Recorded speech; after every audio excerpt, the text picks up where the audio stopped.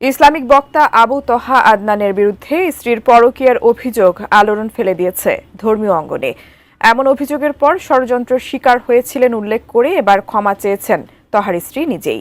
এই ঘটনা নিয়ে নিজের প্রতিক্রিয়াও জানিয়েছেন এই ইসলামী আলোচক। বিস্তারিত শিহাব ইসলামের ডেস্ক রিপোর্টে। কাবা ঘরের গেলাফ ধরে কানলেও আপনি আমাকে যে মিথ্যা অপবাদটা দিয়েছেন এটা মাফ হবে না যতক্ষণ না আমি মাফ। দেশের জনপ্রিয় ইসলামিক বক্তা আবু তহা মোহাম্মদ আদনান ধর্মীয় অঙ্গনে যেমন জনপ্রিয়, তেমনি ব্যক্তিগত জীবন ঘিরেও সম্প্রতি উঠে এসেছে বিতর্কের কেন্দ্রবিন্দুতে। দৃশ্যপটে একের পর এক চমক, আর সবকিছুর কেন্দ্রবিন্দুতে একটি ফেসবুক পোস্ট। শুক্রবার নিজের ফেসবুক পোস্টে স্বামী তহার বিরুদ্ধে পরকীয়ার অভিযোগ তোলেন স্ত্রী সাবিকুন নাহার সারাহ। তবে ঠিক একদিন পরেই তার এমন দাবি ভুল ছিল উল্লেখ করে ক্ষমা চান নিজেই। সাবিকুন নাহার অভিযোগ করেছিলেন, স্বামী তহা আদনান তার পুরনো প্রেমিক বর্তমানে বিমানবালা জরিনা জাবিনের সঙ্গে পরকীয়ায় জড়িয়েছেন। ফেসবুকে তিনি লেখেন, আমার বিছানায় বসে প্রেম করেন এয়ার হোস্টেস নারীর সাথে তিনি। মাশাআল্লাহ, তিনি যাই করেন তা আবার গোপনের ধার ধারেন না, কারণ তিনিই সবচেয়ে বড়। মোনালিসা হেভি ফ্লো 15 পিস প্যাকেটের সাথে 8 পিসের একটি প্যাকেট একদম ফ্রি।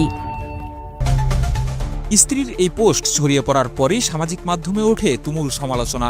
অভিযোগের পর তিনি যে শুধু তহার দিকেই গেছে তা নয়, তার পরিচালিত প্রতিষ্ঠানের দিকেও আঙুল তোলেন সারাহ। তার দাবি, তহার প্রতিষ্ঠানগুলোতে চলে নারী পুরুষের অবাধ মেলামেশা, যা তাকে মানসিকভাবে ভেঙে দিয়েছে।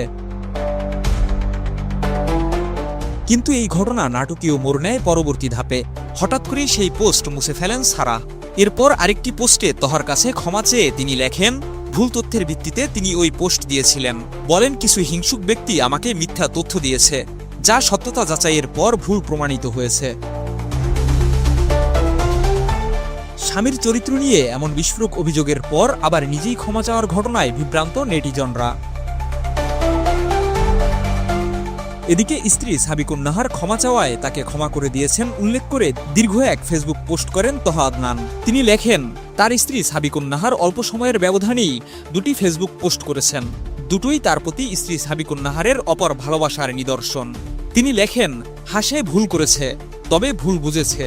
তার কলব জানে সে ভুল, হয়তো না বুঝেই সামান্য হলেও দিনের ক্ষতি করে ফেলেছে। যদিও মহান আল্লাহর দিন কোনো ব্যক্তি কম বা মুখাপেক্ষী নয়, সে অনুতপ্ত হয়েছে, ক্ষমা চেয়েছে, এটাই যথেষ্ট। তহা লেখেন, ওয়াল্লাহি আমি তোমাকে ক্ষমা করে দিয়েছি, এমনকি যদি তুমি ইমান হাসানের কাতেলের মতো হও তবুও আমি তোমাকে ক্ষমা করে দিতাম, কারণ আমি তোমাকে এক আল্লাহর জন্য মুহাব্বত করি। এছাড়া তহা ওই পোস্টে নিজের বিরুদ্ধে আনিত সকল অভিযোগের জবাবও দিয়েছেন। অনুদানের টাকায় প্রতিষ্ঠান তৈরির অভিযোগের প্রসঙ্গে তহা জানান, তিনি কোনো অনুদানের টাকায় প্রতিষ্ঠান তৈরি করেননি।